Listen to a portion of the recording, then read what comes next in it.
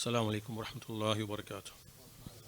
بسم الله الرحمن الرحيم. الحمد لله نحمده ونستعينه ونستغفره ونعوذ بالله من شرور أنفسنا ومن سيئات أعمالنا من يهده الله فلا مضل له ومن يضلل فلا هادي له وأشهد أن لا إله إلا الله وحده لا شريك له وأشهد أن محمدا عبده ورسوله. أما بعد فإن أحسن الكلام كلام الله وخير الهدي هدي محمد صلى الله عليه وسلم وإن شر الأمور محدثاتها وكل محدثة بدعة وكل بدعة ضلالة وكل ضلالة في النار. So today we begin a new series of lessons on the hadith compilation riyaadhus saliheen, and this is by the scholar Imām an-Nawawi rahimahullah ta'ala. And as you may know, he was born and raised in the region near Damascus, and he was dedicated to the field of hadith, and he is famous for al-Arba'een an-Nawawiyya, the 40 hadith of Imām an-Nawawi. Likewise, he has a sharh of Sahih Muslim, and likewise this compilation riyaadhus saliheen. And this is from the tremendous works and efforts put or presented by Muslim scholars in the field of hadith.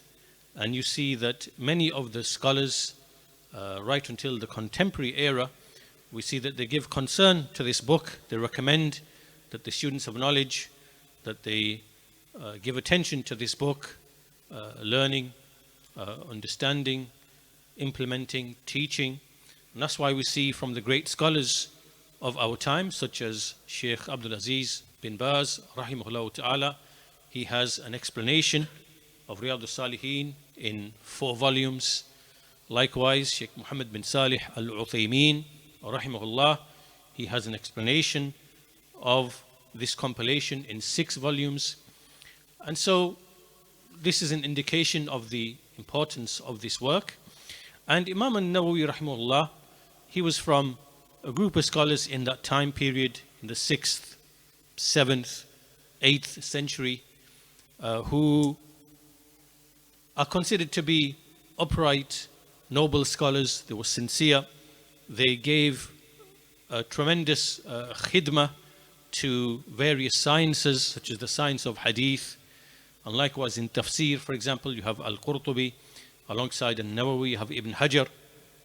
All these scholars, they had some issues in terms of inclination towards the ways of the mutakallimin, ta'wil of some of the sifat, and things of that nature. But they lived in a time where no one had really made tahqiq of the madhab of the Salaf. And prior to that time, as you know, many affairs entered into the ummah of ilmul kalam and tasawwuf and things like that.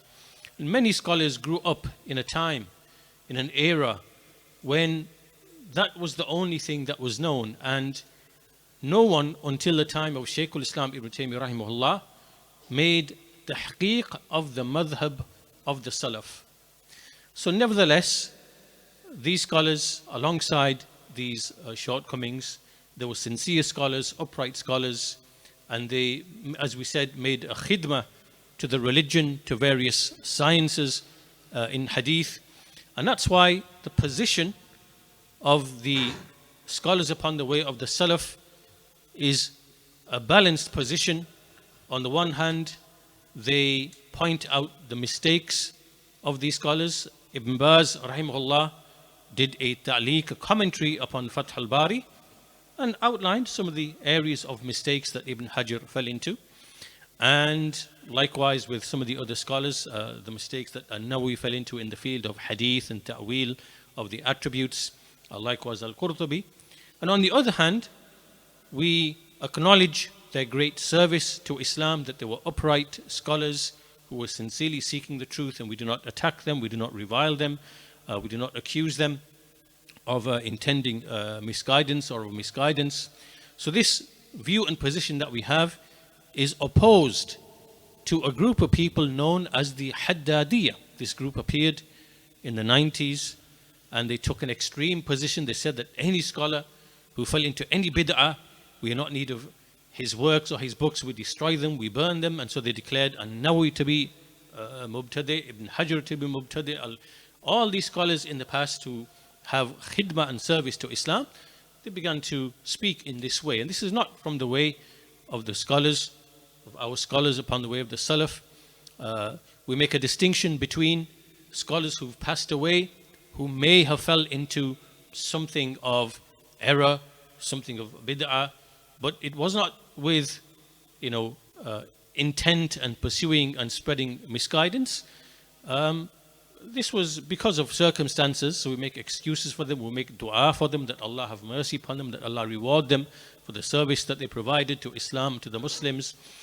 However, we make a distinction because some people say, well, how come you speak good, you speak bad, and you point out the mistakes, and then you speak good as well? Aren't you falling into muwazana? Aren't you counterbalancing between the good and the evil? We say no, we make a distinction between scholars and people who've passed away, and they are bygone and past. They're not living right now, where they are speaking and writing and potentially propagating whatever mistakes they might have. No, they passed away. And as we said, they lived in a time where innovations had become widespread, and they acquired knowledge in a setting where the tahqiq of the madhab of the Salaf had not really been made properly until the time of Ibn Taymiyyah rahimahullah. So we praise them and thank them, and we don't revile them, and we point out the mistakes that they fell into. This is the path of moderation, it's the path of justice, it's the balanced way. And we don't take the path of either those who try to use the mistakes of these scholars, as we find amongst the Ash'aris and Maturidis, and claim that because they made ta'wil of the sifat, therefore, why are you going back to Imam Ibn Hajar, and why don't you go back to the Salaf? Aren't they greater in knowledge? Why don't you go back to the likes of Imam Ahmed and the scholars before him, if you want someone to follow? They were greater in knowledge. So we don't use their mistakes to justify our own mistakes, nor do we, on the other hand, do we revile them, or we attack them and abuse them and dismiss the knowledge that they offered, presented to the ummah. And inshallah, the good that they did, it drowns whatever mistakes that they fell into. And this is upon our principles that so long as a person's mistake or error or innovation does not reach the level of major kufr, then that person, there are from his deeds that will compensate for that on the Day of Judgment, on Yawm al-Qiyamah. And so for that reason, we make dua for these scholars, that Allah have mercy upon them and grant them a reward. And one of the signs of sincerity, as some of the scholars mention, is the fact that in the whole of the ummah, we see that Al-Arba'in, Al-Nawawiyya, riyaadhus, saliheen, this is found in the masajid, it's studied by no matter which background you are from, everybody, this is taught and read and understood and explained all across the world. And this is one of the signs, as some of the Salafi scholars say, that this is a sign of sincerity, that the scholar was sincere. When Allah gives that level of acceptance to his writings and to his works. So we ask Allah Azza wa Jal to reward Imam Nawawi rahimahullah a great reward for his khidmah, and we ask Allah to overlook his errors and to forgive him and to show mercy to him. And so we'll begin with the actual muqaddimah. So Imam Nawawi rahimahullah, he has a short, beautiful introduction to the compilation of hadith, and this compilation is all really centered around worship and repentance and sincerity and forgiveness and all of the praiseworthy traits that we ought to have. Likewise, all of the prohibited things, the major sins in the second volume or the second part of the book, all of the kaba'ir and the prohibited things. So it's a beautiful compilation for developing the Muslim character. Right? So this is an embodiment of the Muslim character, what the Muslim character should be. The one who combines between worship and good manners and refinement of morals and manners. This is what this compilation is. But as we said, there's a beautiful introduction, a muqaddimah of Al-Imam An-Nawawi rahimahullah. So we'll begin with that inshaAllah ta'ala before we start. And we'll start with the first chapter, which is obviously the chapter on sincerity. So Al-Imam An-Nawawi rahimahullah, he begins by saying, Alhamdulillahi al-Wahid al-Qahhar. All praise is due to Allah, the one, Al-Wahid al-Qahhar, Al-Qahhar, the one who compels, the powerful, the compeller. Al-Aziz, Al-Ghaffar, the one who is mighty, Al-Aziz, Al-Ghaffar, the one who constantly and repeatedly, he forgives those who turn to him in repentance. Mukawwirul layli ala nahar. And he is the one who wraps the night around the day. He wraps the night around the day. Tadhkiratan li ulil qulubi wal absar. So that this is a remembrance for those who possess hearts and who possess vision or eyes. Right? So the alternation of the night and the day, the fact that we see or that the night, it envelopes and surrounds the day, and the day envelopes and surrounds the night because of the variations therein.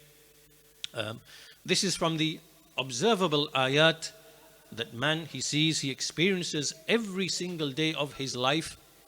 This is an ayah that he sees, and it is an ayah for the people with hearts and with vision, meaning not everybody has hearts and vision, but what is meant here is hearts which are living and reflecting, and eyes that can actually see, right? With the nur of Iman, because the people of disbelief, they have qulub, they have absar, but they do not see. They are blinded. They do not see these ayat and what they point to of Allah's oneness and His right to be worshipped.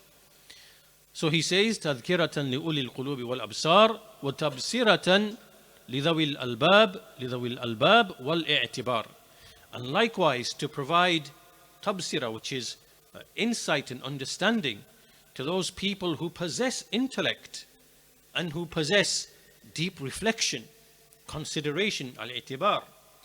الذي أيقظ من خلقه من استفاه فزهدهم في هذه الدار. The one, meaning Allah, the one who awakened from His creation those whom He chose, and then He made them to abstain from this world, from this abode, to abstain from it. وشغلهم بمراقبته وإدامة الأذكار. And وإدامة الأفكار. So he said, and He preoccupied them to make muraqabah of Him, meaning to live a life where they are constantly observing that He is watching them and He knows everything that they do, and puts them into constant reflection. They're always reflecting and thinking. وَمُلَازَمَةِ الْإِتِّعَاذِ وَالْأَذْكَارِ. And likewise for them to always adhere to receive admonition and to make remembrance, meaning of Allah subhanahu wa ta'ala. وَوَفَّقَهُمْ لِلدُّؤُوبِ فِي طَاعَتِهِ وَالتَّأَهُّبِ لِدَارِ الْقَرَارِ. And He granted them success in remaining constant upon His obedience and to make preparation for the abode of settlement, meaning the permanent abode, which is the hereafter. وَالْحَذَرْ مِمَّا يُسْخِطُهُ وَيُوجِبُ دَارَ الْبَوَارِ. And to be cautious from that which angers Him and which necessitates the abode of ruin and destruction. وَالْمُحَافَظَةِ عَلَى ذَلِكَ مَعَ تَغَايُرِ الْأَحْوَالِ وَالْأَطْوَارِ. And to preserve all of this, to safeguard all of this, despite the changing of situations and the changing of times. No matter what situation you are in, what era you live in, this what Nawawi has described of the way of those whom Allah has chosen, that they are preoccupied with the hereafter, away from the world, that they are in constant reflection, remembrance of Allah subhanahu wa ta'ala, pursuing the hereafter, that this is what they are always upon, no matter what circumstance, what situation, what era they live in, whether it is riches and affluence, whether it is poverty and destitution, whether it is joy and happiness, whether it is grief or sadness, whether it is pain and suffering, whether it is pleasure. In all situations, this is what they are upon. So the changing of times, the changing of circumstances does not change what they are upon. So then he says, أحمده أبلغ حمد وأزكاه وأشمله وأنماه. So I praise him with the most far-reaching of praise and the most pure of praise and the most comprehensive of praise and the most, the praise that grows and so on and so forth. Then he testifies, وأشهد أن لا إله إلا الله البر الكريم. I testify that none has the right to be worshipped except Allah, who is Al-Bar, who is Al-Kareem, Al-Ra'uf, Al-Rahim. And I testify that Muhammad ﷺ is his servant and his messenger and his beloved and his Khalil, his intimate friend, the one Al-Hadi ila Sirati Mustaqim, the one who guided to the straight path, وَالدَّاعِي ila dinin qawim, and the one who called to the upright religion. Salawatullahi wa salamuhu alayhi wa ala sa'iri nabiyyin wa al kullin wa sa'iri saliheen. And likewise, that may the good mention that Allah makes of him and his salam, his peace and safety and security be upon him and upon all of the prophets, and likewise upon the family of all of them, and likewise of all of the righteous people. So then he begins, أما بعد فقد قال الله تعالى, to proceed, Allah the Exalted has said, وَمَا خَلَقْتُ الْجِنَّ وَالْإِنسَ إِلَّا لِيَعْبُدُونَ مَا أُرِيدُ مِنْهُمْ مِنْ رِزْقٍ وَمَا أُرِيدُ أَنْ يُطْعِمُونَ. So he mentions the ayah in the Quran that I did not create jinn and men except that they may worship me. I do not desire from them any sustenance, nor that they should feed me. And Nawawi says, rahimahullah, this is a very explicit statement that they were created for ibadah. Allah created mankind for ibadah. Not that he needs ibadah, not that he needs from them anything, but rather this ibadah, this worship is for the benefit of mankind. Mankind cannot be upright, mankind cannot be safe and have salvation except with worshipping his Lord. And this is what lies his rectification. So it's not that Allah needs our worship, it is that mankind is in need of worship, because without worship he is destroyed and ruined. But Allah does not, they cannot feed him, they cannot provide for him, he does not need anything of that. He is Al-Ghani, the free of all need. And so he said, فَحَقَّ عَلَيْهِمْ الْإِعْتِنَاء بِمَا خُلِقُوا لَهُ. So therefore it is a duty upon them to be concerned with that for which they were created. وَالْإِعْرَاض عَنْ حُدُودِ الدُّنْيَا بِالزَّهَادَةِ. And to turn away from the portions of this world by remaining abstinent from it. فَإِنَّهَا دَارٌ نَفَادٍ لَا مَحَلَّ إِخْلَادٍ.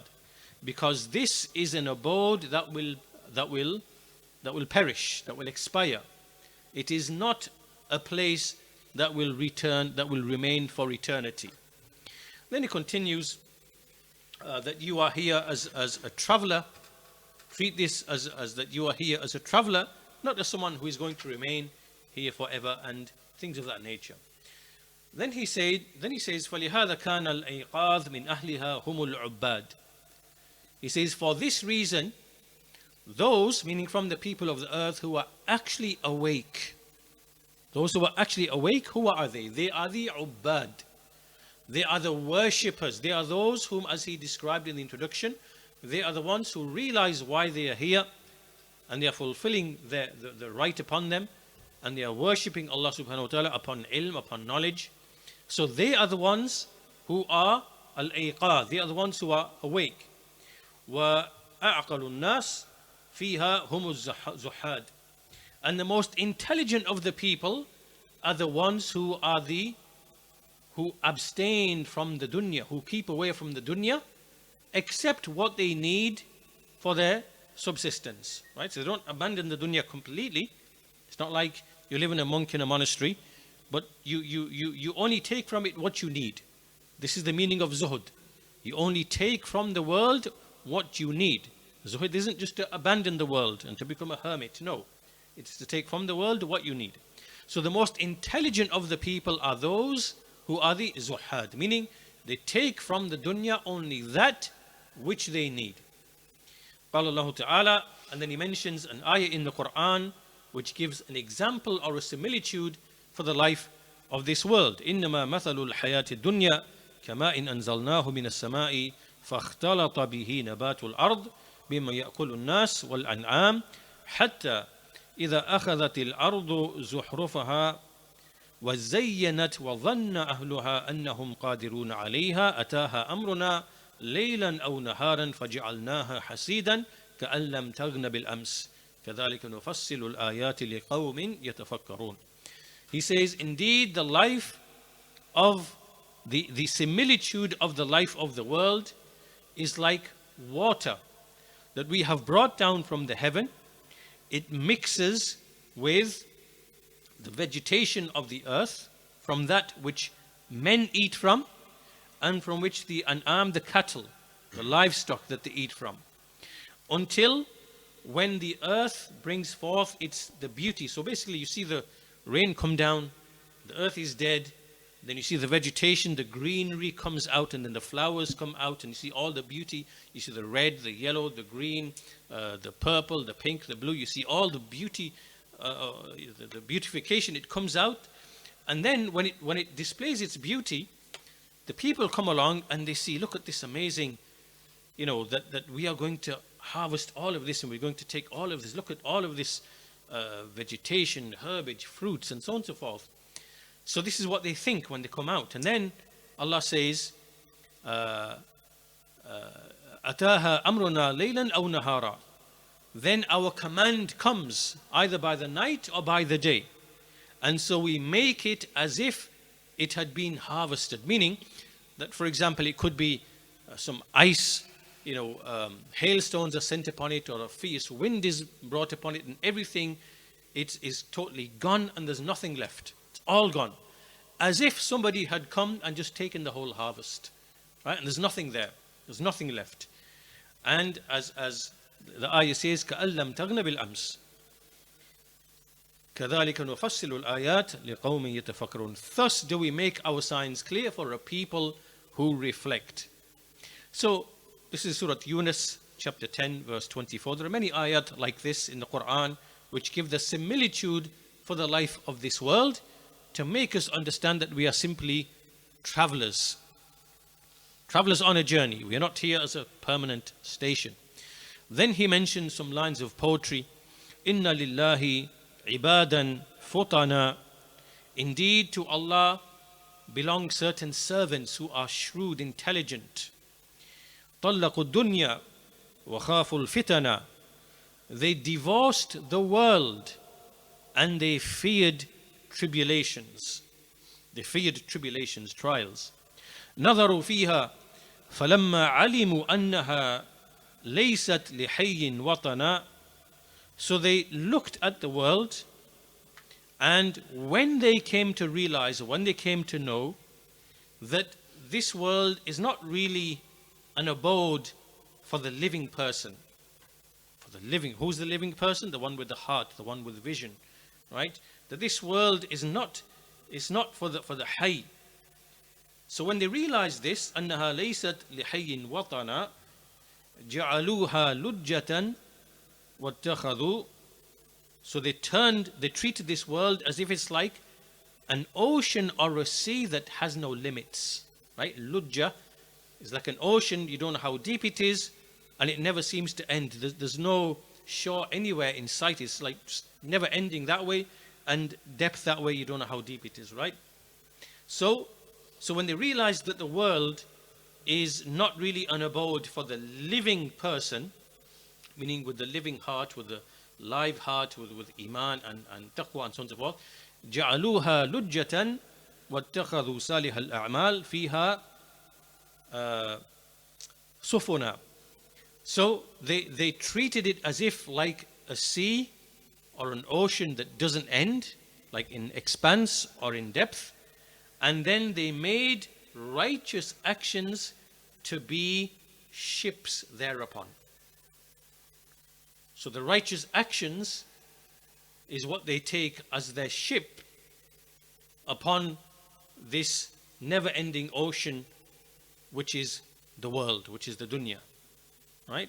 So beautiful lines of poetry. And then he says, فَإِذَا كَانَ حَالُهَا مَا وَصَفْتُهُ وحالنا وما خلقنا له ما قدمته فحق على المكلف أن يذهب بنفسه مذهب الأخيار. So when the situation of this world is like I have described, and our situation and for what we have been created is what I have just mentioned, then it is a duty upon the mukallif, upon the person, that he adopts the way of the al-akhyar, the good people, and he traverses the path of the people of intelligence and insight, and that he prepares for what I have just pointed to, and he's concerned with all of that. And then he says the most correct path to do that, and the best way which is adopted and traversed, is to at-ta'addub بما صح عن نبينا سيد الأولين والآخرين وأكرم السابقين واللاحقين صلوات الله وسلامه عليه وعلى سائر النبيين. So what is the best way to do all this and prepare for all this? It is to ta'addub, meaning to build one's character through what is authentically related from our Prophet, the chief of the first and the last of the prophets and messengers, the most noble of the sabiqeen and lahiqeen, the ones who came before and the ones who came after. May Allah's salawat and his salam be upon him and upon all of the prophets. وَقَدْ قَالَ اللَّهُ تَعَالَى وَتَعَاوَنُوا عَلَى الْبِرِّ وَالتَّقْوَى. And Allah has said, cooperate upon righteousness and piety. And the Messenger of Allah, he said, وَاللَّهُ فِي عَوْنِ الْعَبْدِ مَا كَانَ الْعَبْدُ فِي عَوْنِ أَخِيهِ. Allah is in the aid of his servant so long as the servant is in the aid or in the support of his brother. And likewise, he also said, the Messenger of Allah, مَنْ دَلَّ عَلَى خَيْرٍ فَلَهُ مِثْلُ أَجْرِ فَاعِلِهِ. Whoever directs another person to a good, then he will have the same reward as the one who does it. And the Messenger also said, مَنْ دَعَى إِلَى هُدَى كان له من الأجر مثل أجور من تبعه لا ينقص ذلك من أجورهم شيئا. Whoever invites to guidance, then he will have the reward similar to all the rewards of those who follow him, without any of their rewards diminishing in anything. And he also said to Ali radiallahu anhu, فَوَاللَّهِ لِأَنْ يَهْدِيَ اللَّهُ بِكَ رَجُلًا وَاحِدًا خَيْرٌ لَكَ مِنْ خُمْرِ النِّعَمِ. By Allah, that Allah guides through you a single man is better for you than the most prized of possessions, which was like a red type of camel. So these ahadith An-Nawawi has mentioned because he's explaining the reason why he's compiling this work, this compilation, because he sees that if he directs somebody else towards good, he will have the reward of all the people who will act upon what he has compiled. And that whoever directs to a good, he will give the same reward as the one who does it. And that Allah guides through you a single man, it is better than having the best of prized possessions. So he's explaining why he's writing this. And likewise, it is ta'awun upon bir and taqwa with other Muslims to cooperate in this righteousness and goodness. And likewise, that Allah is in the aid of his servant, so long as the servant is in aid of his brethren. So this is like a service that now we did to the Muslim Ummah, and this shows the great, tremendous reward that Allah Azza wa Jal gives to the people of knowledge for their service to Islam and the Muslims. And so he says, so I saw that I should gather together a mukhtasar, like a small compilation of authentic ahadith, which which combine together and bring together the adab, al-batina wal-zahira, like the inner and outer kind of manners and morals that we should have, and jami'an lit-targhib wa tarhib, and it brings together targhib wa tarhib, meaning that it brings together admonition and warning and inculcating hope alongside inculcating fear, generating fear. Likewise, wa tarhib wa sa'ir anwa'i adab saliheen, bringing together all the manners, from the ahadith of zuhud, abstinence, wa riyaadhus nufus, training the soul, wa tahdhib al-akhlaq, and refining the manners, wa taharat al-qulub wa ilajiha, and likewise purifying the heart and treating the heart, wa siyanat al-jawarih wa izalati i'wijajiha, and protecting the limbs and ending like the crookedness, meaning the sinfulness of the limbs and other such things. So all of these ahadith, this is what is contained in his compilation. So this obviously, this is the sharh of Sheikh Muhammad bin Salih al-Uthaymeen. This is a single volume version, but there's also a 6-volume version which is easier to read. So inshallah, our first chapter then, obviously it is the chapter of ikhlas, and we'll begin our lesson today with this. There are many important issues discussed in this chapter to do with the niyyah, and likewise hijrah and the obligation of hijrah and the types of hijrah and conditions for visiting the lands of the people of disbelief. These are important issues that the Shaykh is going to discuss. So we'll make a start with this insha'Allah ta'ala in today's lesson. We'll try to get as far as we can inshallah prior to Maghrib. So chapter Bab al-Ikhlas wa Ihdar al-Niyyah fi Jami' al-A'mal wal-Aqwali al-Bariza wal-Khafiyya. Chapter on sincerity, al-Ikhlas, and bringing to mind the intention. To bring to mind the intention in all of the actions and the statements, whether they are external, prominent, external, or whether they are hidden, internal, inward. So then, as we see what An-Nawawi does, rahimahullah, he will begin the chapter with the ayat from the Quran first of all. Ayat from the Quran, then ahadith from Bukhari, Muslim, and then other ahadith, all related to the subject matter. قال الله تعالى, Allah the Exalted said, وَمَا أُمِرُوا إِلَّا لِيَعْبُدُوا اللَّهَ مُخْلِصِينَ لَهُ الدِّينَ حُنَفَاءَ وَيُقِيمُوا الصَّلَاةَ وَيُؤْتُوا الزَّكَاةَ وَذَلِكَ دِينُ الْقَيِّمَةِ. They were not commanded except to worship Allah, making the religion sincerely and purely for Him alone. Hunafa, meaning being upright and inclined towards Tawheed. وَيُقِيمُوا الصَّلَاةَ وَيُؤْتُوا الزَّكَاةَ, and that they establish the prayer and they give the zakah. وَذَلِكَ دِينُ الْقَيِّمَةِ, and that is the upright religion. Surah Al-Bayyinah 98 verse 5. وَقَالَ تَعَالَى لَن يَنَالَ اللَّهَ لُحُومَهَا وَلَا دِمَاؤُهَا وَلَكِنْ يَنَالُهُ التَّقْوَى مِنْكُمْ. That the meat of the animals that you sacrifice, it is not that reaches Allah. وَلَا دِمَاؤُهَا, nor the blood. It is not the blood or the meat that when you sacrifice it somehow is going to reach Allah and Allah is going to take possession. No. But وَلَكِنْ يَنَالُهُ التَّقْوَى مِنْكُمْ. It is the piety in the hearts, the fear and the piety in the hearts that reaches Allah. Surah Al-Hajj, Surah 22, verse number 37. وقال تعالى قل إن تخفوا ما في صدوركم أو تبدوه يعلمه الله. Say, if you conceal that which is in your chests, in your hearts, or you reveal it, Allah indeed He knows it. He knows it. So from these ayat, the Shaykh rahimahullah is going to mention, maybe there are 3 or 4 points we can extract from these ayat. So the Shaykh says, after mentioning the chapter, he says, first of all, an-niyyah. What is the first issue? The issue, what is the place of the niyyah? The place of the intention. An-niyyatu mahalluha al-qalb.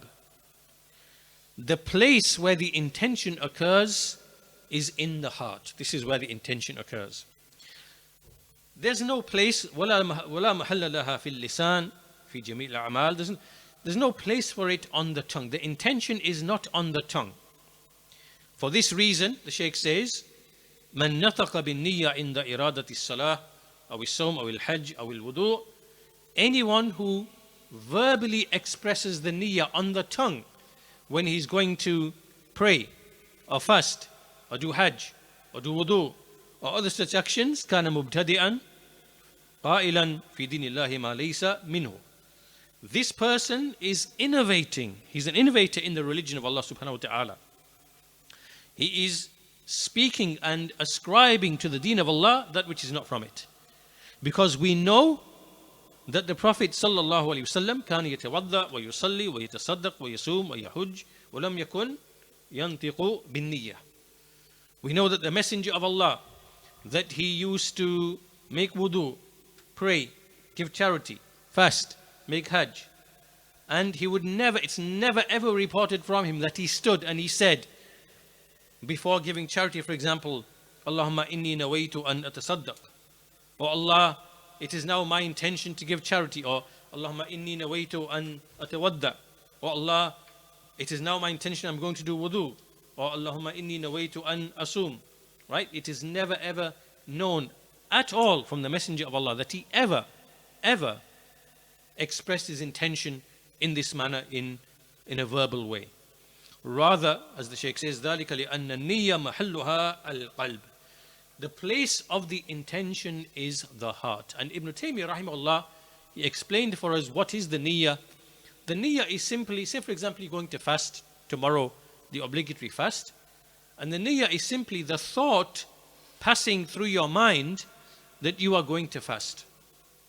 Right? It's the thought, it's the ilm that passes through your mind that you are going to fast. That's what the niyyah is, and the place of the niyyah is in the heart.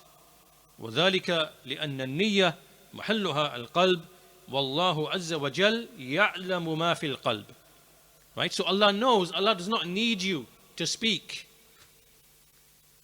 to say what your intention is, because Allah is the knower of everything in the hearts. So He knows what your intention is without you having to verbally express it, as if you are wanting to make Allah hear what your intention is, as if Allah does not know what is in your heart. No.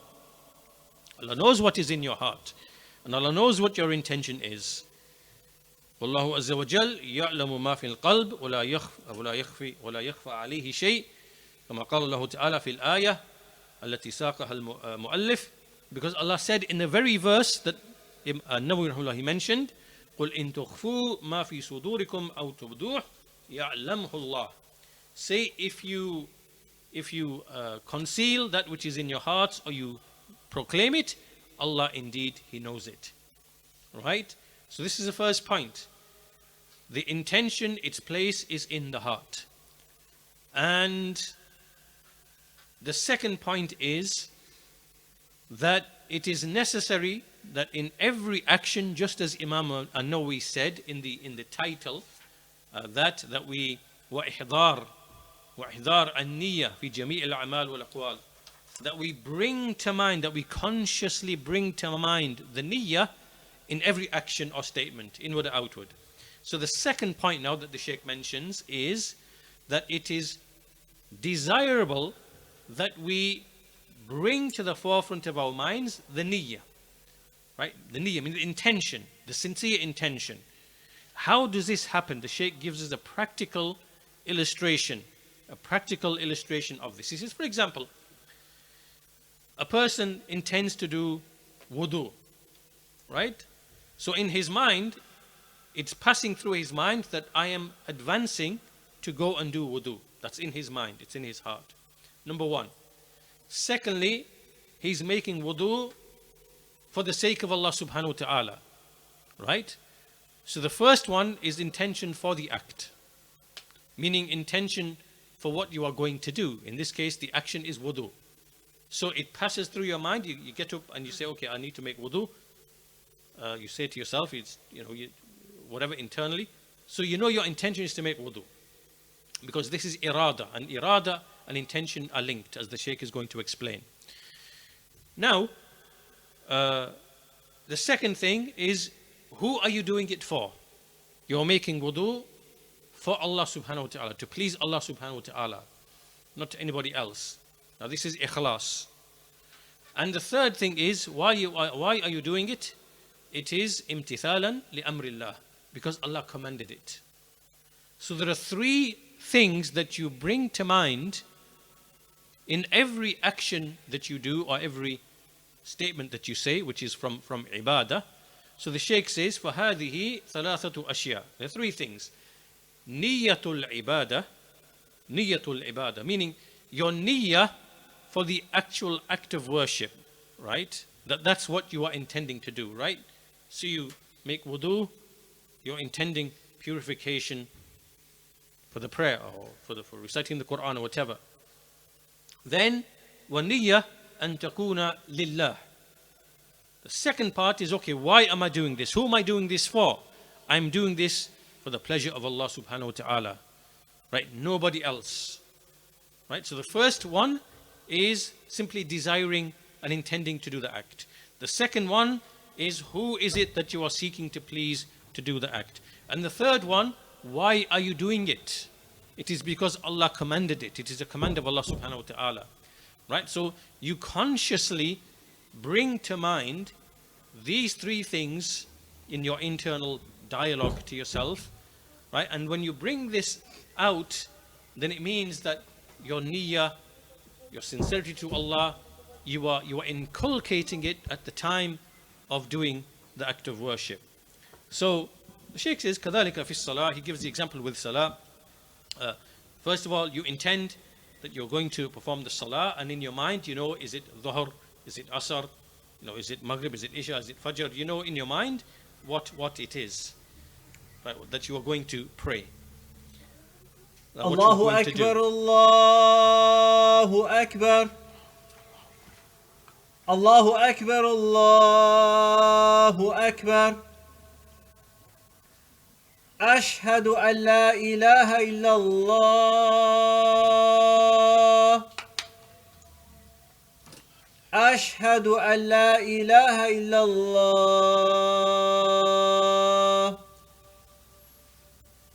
أشهد أن محمد رسول الله أشهد أن محمد رسول الله حي على الصلاة حي على الصلاة حي على الفلاح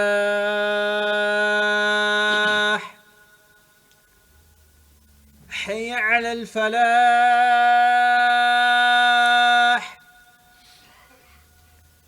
الله أكبر الله أكبر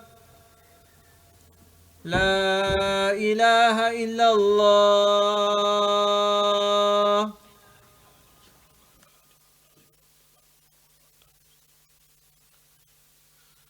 So the Shaykh then gives a second example of the salah. So first of all, تنوي أولا الصلاة وأنها الظهر أو العصر أو المغرب أو العشاء أو الفجر وما أشبه ذلك. So the first thing is that your intention, what are you intending? You're intending to pray, and what specific prayer it is. That's your intent to do the act. The second, وتنوي ثانيا أنك إنما تصلي لله عز وجل لا لغيره لا تصلي رياء ولا سمعة ولا لتمدح على صلاتك ولا لتنال شيئا من المال أو الدنيا. The second is that you bring to mind that you are praying to Allah Azza wa Jal. You're not praying for anyone else. You're not praying to be seen by people, to be heard by people, nor to be praised for your prayer that you're doing, nor that you might receive any wealth from the world or anything like that. It is purely for the sake of Allah subhanahu wa ta'ala. Right? So who are you doing the action for? That's the second thing. And the third thing is, why are you doing it? You bring to mind that this is something that Allah has commanded. You are fulfilling a command of Allah subhanahu wa ta'ala. Because Allah said in the Quran, أقِمِ الصَّلَاةِ. Establish the prayer. فَإِذَا اطْمَأْنَنْتُمْ فَأَقِيمُوا الصَّلَاةَ, that when you feel safe and secure and in tranquility, then establish the prayer. وَأَقِيمُوا الصَّلَاةَ وَآتُوا الزَّكَاةَ, establish the prayer and give the zakah. So you bring this to mind. And so what's happening here is that by bringing all of these things to mind, you are distinguishing the act that you are doing from that which is like a habit, something that you do without really thinking, into what is a clearly defined act of worship. Right? So when you bring these things to mind, you make ihdar of the niyyah, exactly as Imam al-Nawawi, that's what he titled the chapter, Al-Ikhlas wa Ihdar an-Niyyah fi Jami' al-A'mal. Sincerity and bringing to mind, to the forefront of the mind, the niyyah. What is the niyyah? The niyyah comprises these three things, right? That you know clearly what you're intending to do. Who is it for? It is only for Allah subhanahu wa ta'ala. Why are you doing it? It is because Allah commanded it. And so when you bring these things to mind at the beginning of the action, then your action takes on meaning. Meaning that it now becomes meaningful, because you brought all of these things to the forefront of your mind, and it's very clear what you are doing. It's very clearly defined. And so this is what we should be inculcating to make all of our actions of worship, that we bring these things to mind at the point of doing the act of worship. Otherwise, we have the danger of just doing things as a routine, as a habit that you've got up because you're accustomed to doing these things at that time, and you don't really bring these things at the forefront of your mind, right? So we have to bring that thing to mind at the point of every act of worship. Then the Shaykh goes on to say, the third point he goes on to mention, which is that the basis of judgment is on the basis of that which is in the heart, because it all comes down to the intention, right? This is why that we see in the Quran that Allah Azza wa Jal is going to examine and expose the inner secrets of every person. And that's something that we can't see in the life of this world, right? In the life of this world, we only see the zahir. We just see what people are saying and what people are doing. But the inner secrets, that is the basis upon which judgment will be actually made. The action will be judged by what's beneath it. That's why in the Quran, as the Shaykh says, وَلَا يُجَازَ الْإِنسَانِ يَوْمُ الْقِيَامَةِ إِلَّا عَلَى مَا فِي الْقَلْبِ. Man will not be rewarded on the day of judgment except for that which is in the heart, because Allah the Most High said, إِنَّهُ عَلَى رَجْعِهِ لَقَادِرٌ يَوْمَ تُبْلَى السَّرَائِرُ. Indeed, Allah is able to return, to bring man back, the day on which all of the secrets will be put to test.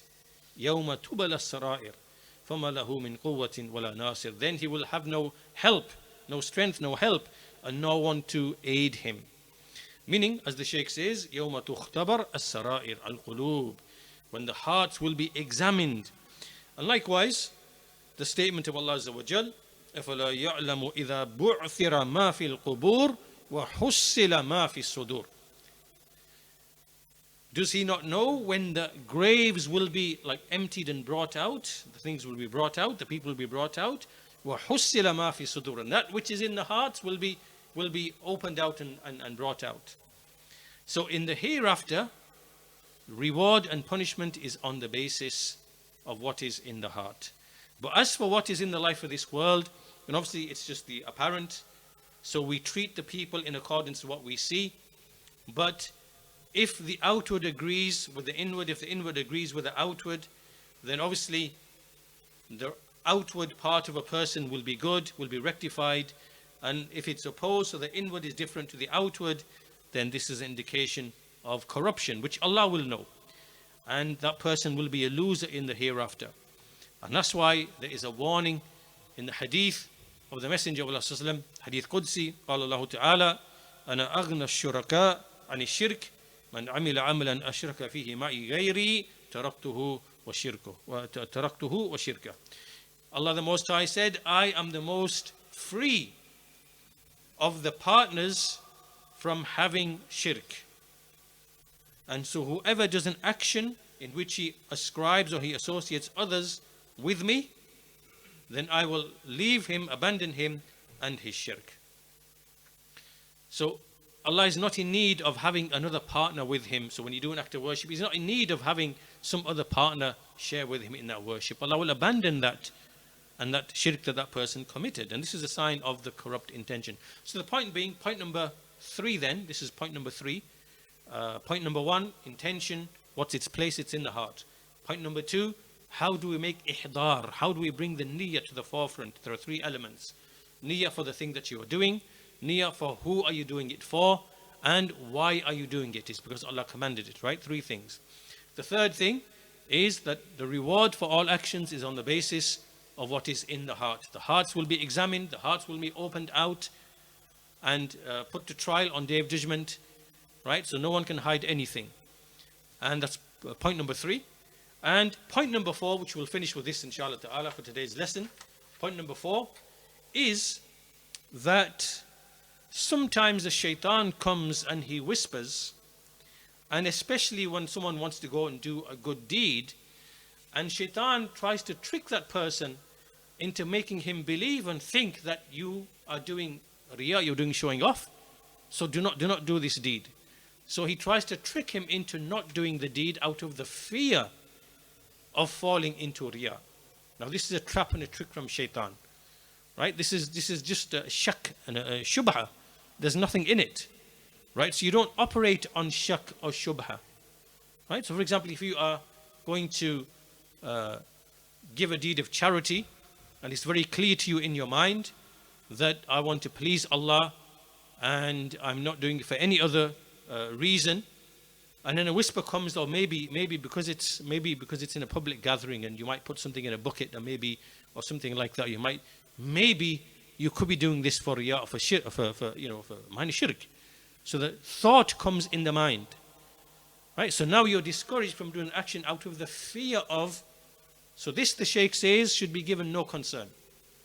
This has no value, because this is simply a waswasa from shaitan. Rather, you go back to what we said earlier on. You bring the 3 things to mind. I'm intending to give charity. Who am I giving it for? It's for Allah subhanahu wa ta'ala. Why am I doing it? Because Allah has commanded it in His book, and the Messenger commanded it in the Sunnah, that it has tremendous reward. And so this is why I'm doing it. And you ignore the waswasa, you leave it, you abandon it because it has no value. And you go ahead and you advance with the action. You do not abandon the action. And the Shaykh says, لا تلتفت إلى هذا. Do not turn to this. Do not obey this. بل اعمل ولو قال لك إنك إنما تعمل رياء وسمعة. So even if the thought comes to your mind, you are doing this for riyah, you're doing this for showing off, to be seen, whatever, ignore all of that. Just proceed with the action. And then internally you resolve and you fight and you clear and you clarify and you repel and whatever. This is what is desirable in this type of situation, right? So in other words, we are balanced. Not only are we aware of the fact that we have to be sincere to Allah subhanahu wa ta'ala, we make ihdar of the niyyah, we make that very clearly defined in our mind when we do the action. So we fear that we might fall into shirk, and we try to avoid that. But at the same time, we don't abandon the action just because of a waswasa or of a doubt that you might be doing it because you're showing off. You don't know that. Right? That thought isn't enough to make you abandon the action. You proceed with the action and you fight the thought. You repel the thought. Otherwise, if this wasn't the case, then nobody would do anything. Because at the end of the day, everybody is subject to the waswasa of, praying to be seen, praying to be heard, reciting the Quran to be seen.